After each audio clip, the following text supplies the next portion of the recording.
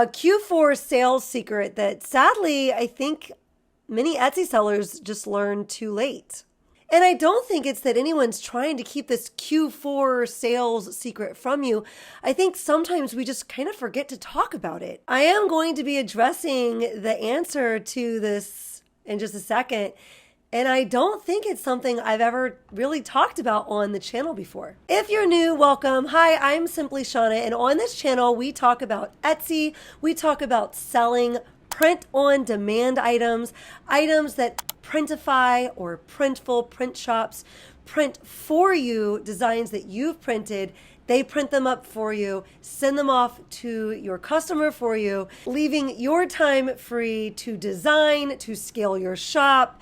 You're not stuck having to create your products. Someone else is doing all that part for you. I'm filming this in early October, and we are in a period of time we call Q4.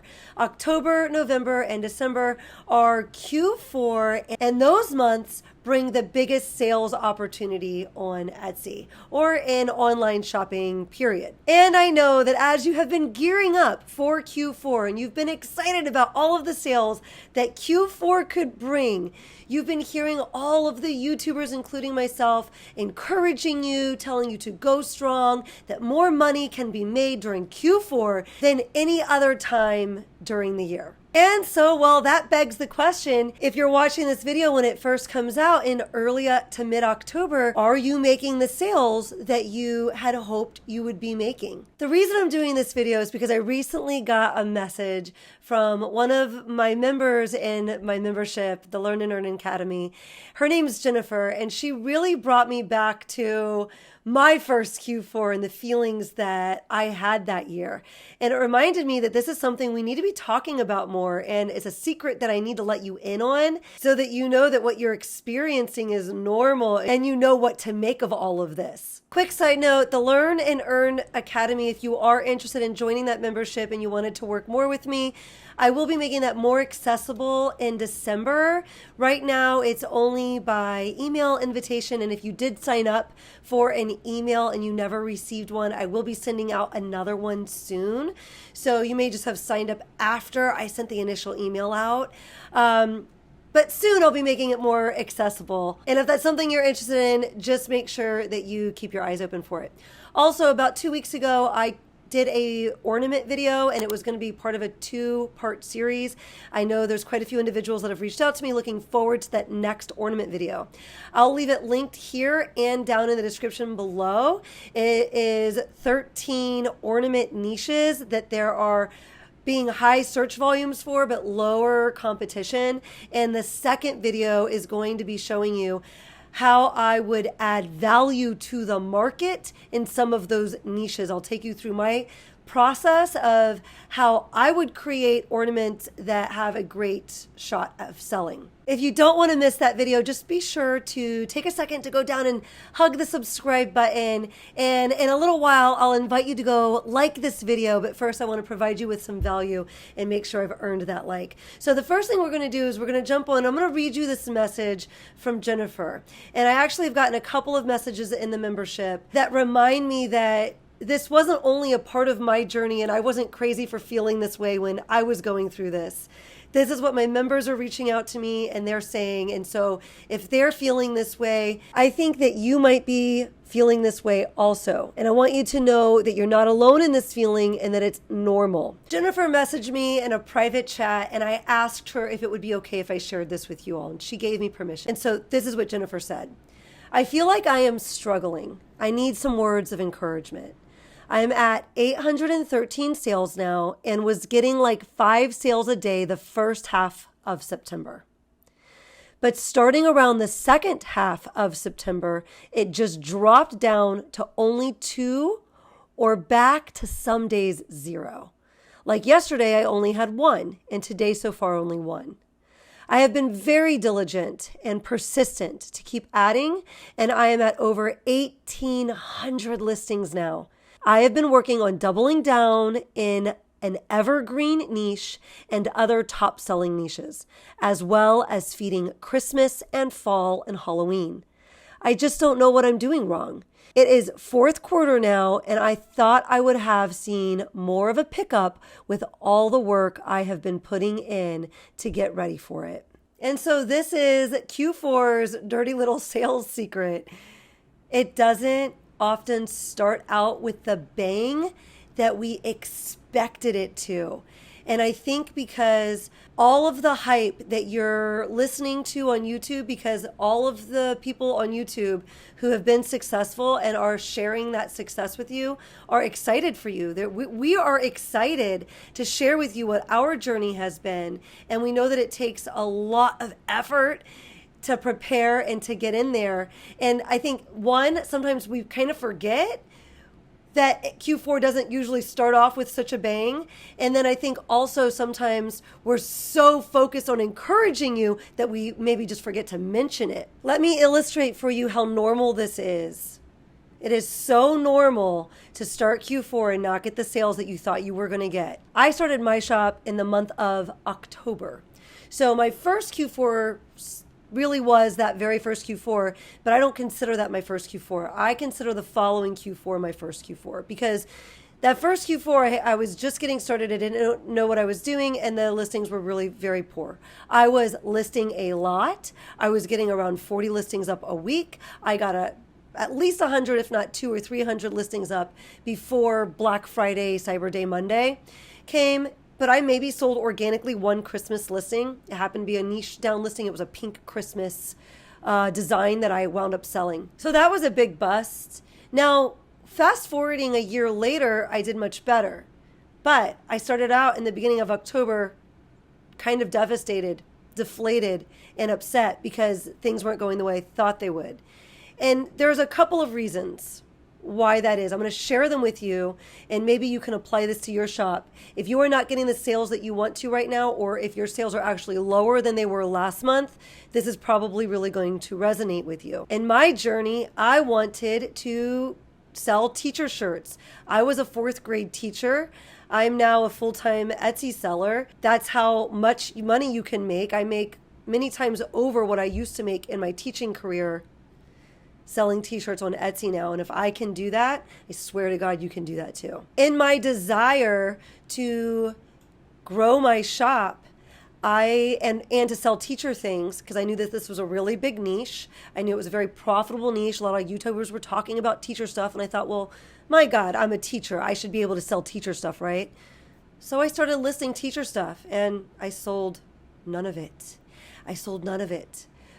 But I understood by listening to YouTube videos that part of the trick was to keep trying. So instead of taking a quick stab at teacher stuff and then just being all over the place and trying lots of different things, I picked 3 to 5 niches to consistently list in. Teacher stuff was one of those niches. And so every week, if not every week, at least every month, I was feeding the Etsy algorithm with teacher shirts, teacher SEO, that's your title in your tags and your listings. And I just kept feeding the algorithm with this. Now, this made a couple of things happen. First of all, I got better at making teacher shirts because I kept studying and researching teacher shirts. This helps me understand what types of teacher shirts sold at different months in the year. And so I kept building onto that niche month after month. I just kept making the things that teachers would want during those different months. I made a bunch of teacher ones that first year. I sold none of them. In January, I made Black History ones for February. Didn't sell any. I made reading ones. Sold none of those. I actually did sell like 1 or 2 of the Black History ones. I made 100th day of school ones, which is going to go around that period of time of the year too. Sold 1 or 2 of those. Hit several other niches that you'd want to hit if you're building out the teacher niche. Finally, it came to the time of year that you'd make teacher testing shirts. Finally started to get a couple more things working. I actually sold some Easter teacher stuff too. Maybe like a listing sold 12 or 13, maybe 14. And then next would be teacher testing. And oh my gosh, I was like, holy cow, this is really working now because I had a listing that sold like 35 or 40. So I was super excited about that. And then coming up to the summer months, and these are the months that are going to be the biggest months to sell teacher things. You can make more money in the summer months with teacher items than you can any other months of the year with your teacher stuff. You can make, it's evergreen. You can make, depending on your designs, you can make money all year long with teacher stuff, but you can make more money during the summer than any other time of year with it. And so because I had been feeding the algorithm all this time and setting out listings every single week, I had really started to kind of build a mountain of experience in the teacher niche and build a mountain of listings and SEO and kind of a place in the algorithm. I was carving myself a place out. Now, if they were continued to be bad listings, then I wouldn't have been able to carve myself a place out. I had to keep improving my listings and my designs. And when I say improving my listings, that's really what I'm improving. I'm improving my designs. That's the most important thing that you can get right in this business, getting the designs right.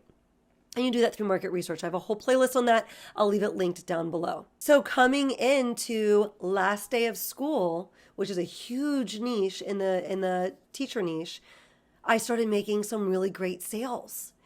And I got some bestsellers. And I was very new to the world of bestsellers at that time. I had a bestseller in one other niche, and then the teacher niche gave me my next couple of bestsellers when it came to last day of school. And then I started putting first day of school out and like teacher team shirts, because teachers like to wear team shirts. And they usually purchase these at the beginning of the school year. So these start selling really well around July.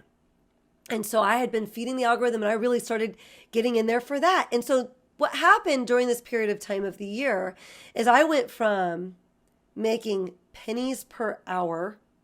I was making pennies per hour, October, November, December, January, February, March, pennies per hour. And then over the summer, I started making $1,000 profit for the month, which the following month went to $2,500, which the following month went to $4,500 profit. I'm not talking revenue, talking profit dollars for the month. And you see, this wasn't because I had created some teacher shirts for the summer and then for back to school. That's not why I started making money. The reason I was making money in the teacher niche, and hear this, please hear this when I say it, because I feel like this is something that so many times we miss and we don't realize it's such an important element in our journey and in our scaling of our shops. I was making sales in this area now because I had been feeding this fire in my shop for months. I had been putting the elbow grease in for months into the teacher niche. And now all my work started to compound down on top of itself. If you're wondering how this leads to Q4, give me one more minute. I'm getting there.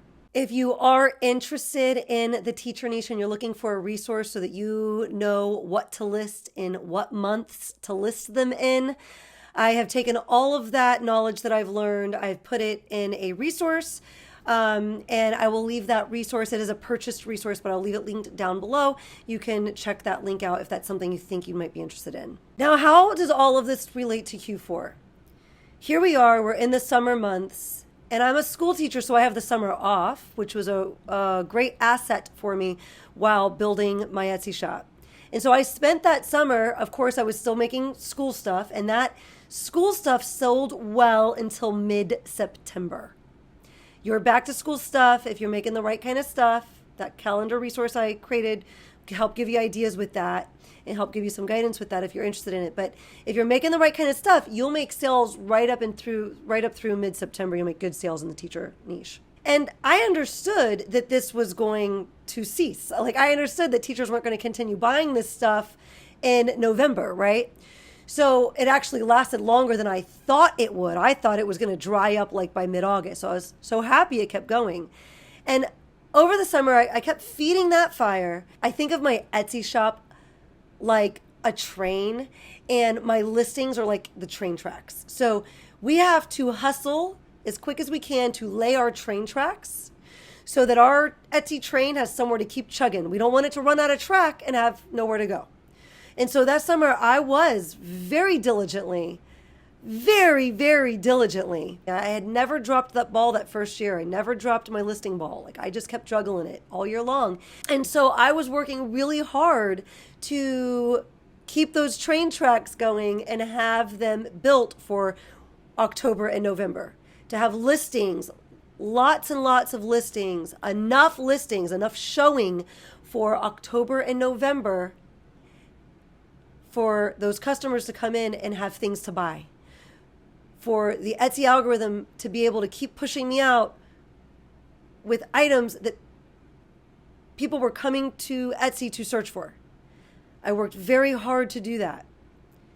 And yet, I plummeted. I absolutely plummeted. And my sales mid-September dropped. They kept dropping in October. And they really didn't pick up again until probably mid-November. And so I was devastated, and I felt very much Jennifer's message brought all of these like feelings and memories bubbling back up to the surface for me. And I thought, oh my gosh, I need to be talking about this, because if I felt this way, Jennifer felt this way, then you might feel this way also. And what you do next is going to be your defining moment in your Etsy shop. What you do next is going to be your defining moment in your journey with your Etsy shop. You see, this is what was happening. I had built a fire, and it had taken me many months to build that fire in the teacher niche. And that fire, I kept giving it kindling, give it kindling. That's my listings, right? Doubling down, giving it more. If you don't know what I mean by doubling down, I'll leave that linked here, and I'll also leave that linked down below. I did a whole video on that, but it's a strategy that will help you scale your shop. And so I was able to do that in the teacher niche. Coming into fall, now my shop itself has momentum, and that's great. It's not like I'm starting from ground zero, so I'm making some sales, but my fall niches themselves have no momentum. I have nothing to build on here. I'm a newbie. I had made some terrible listings last year that I hadn't sold from. I had maybe sold one Christmas shirt from the year prior. So I really had nothing going for me in the algorithm.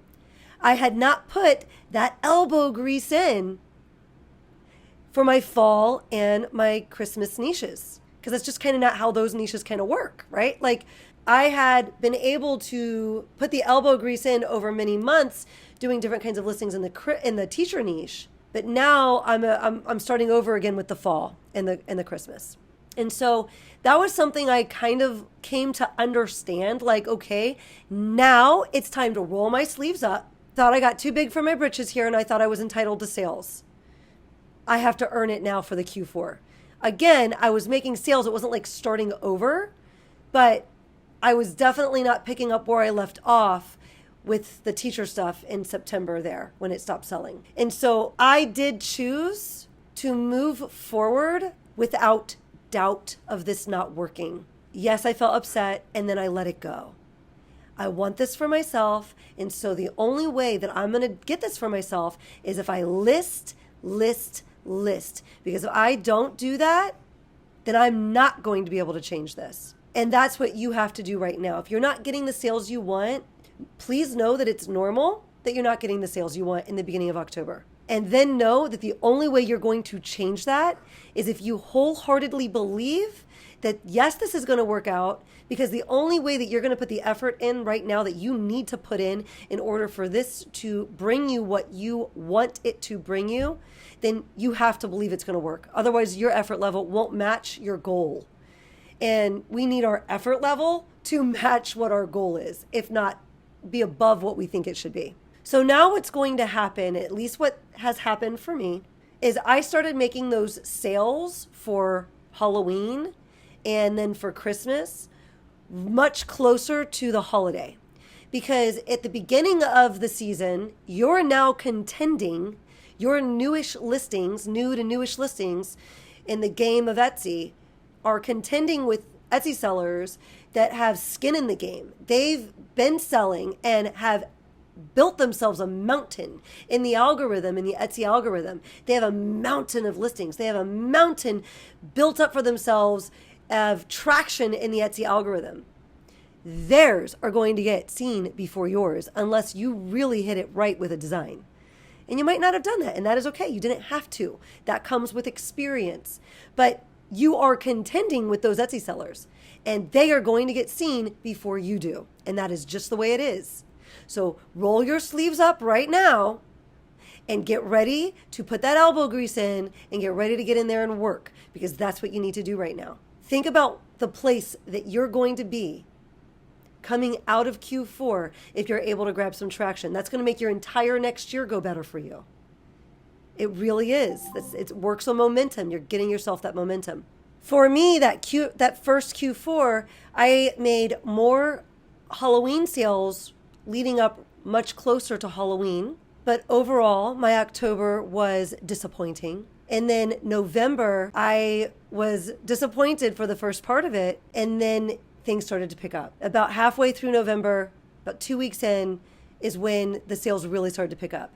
The search volumes are getting at their peak on Etsy.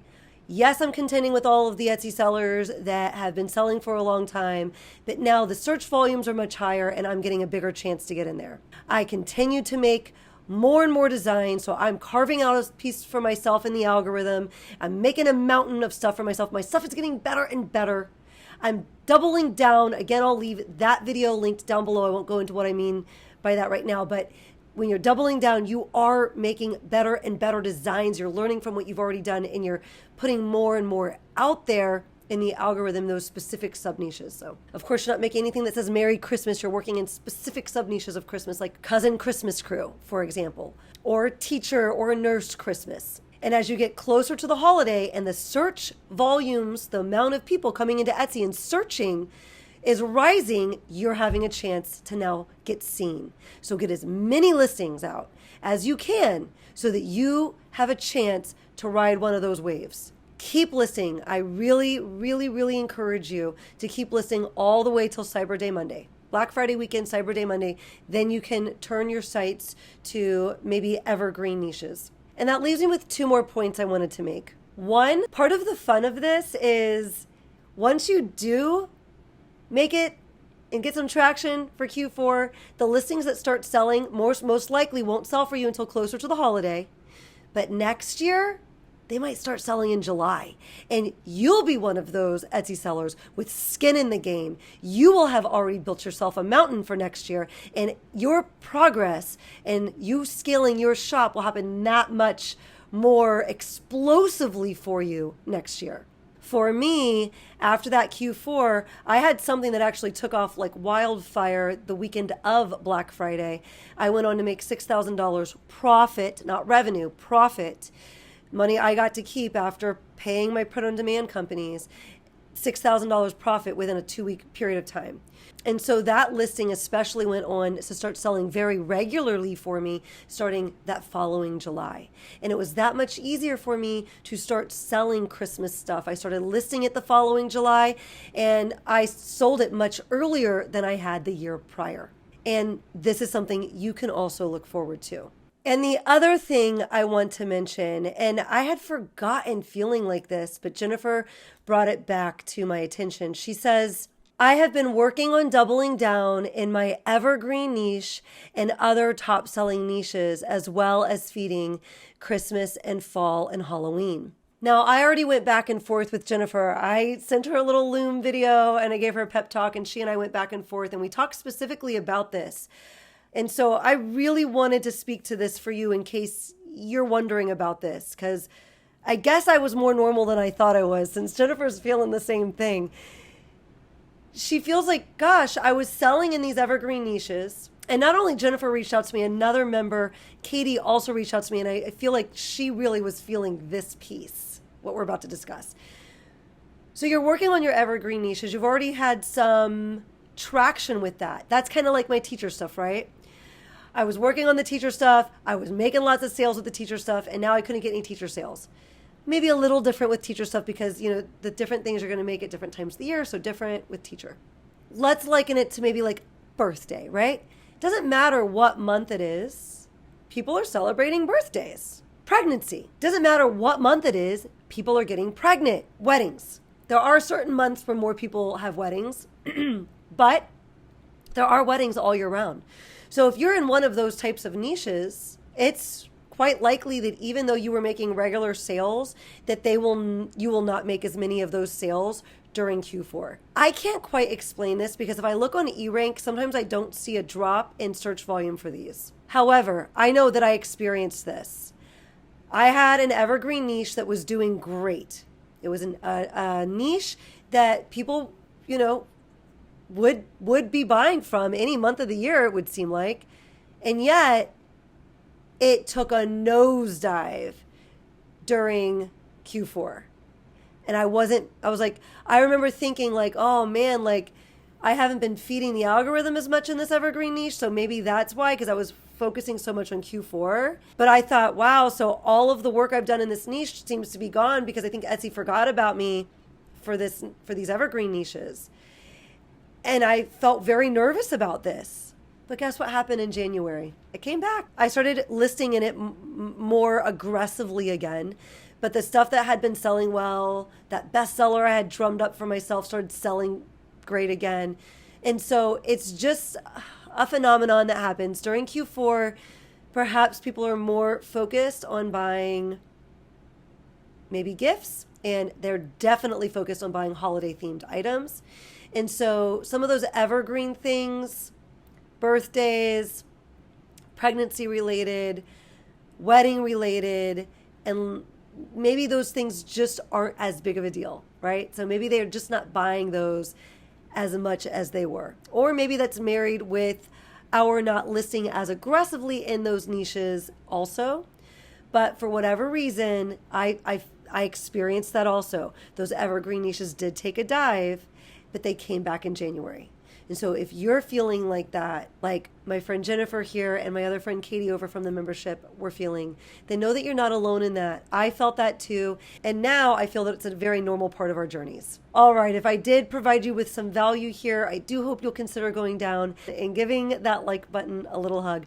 Don't forget to subscribe if you enjoyed this content and you'd like to see me pop up more often in your feed. I'd love to keep hanging out with you in this video here where I show you how to add value to the market, arguably the most important skill you can learn when growing your Etsy shop. But of course, not until after that tip from Tucker.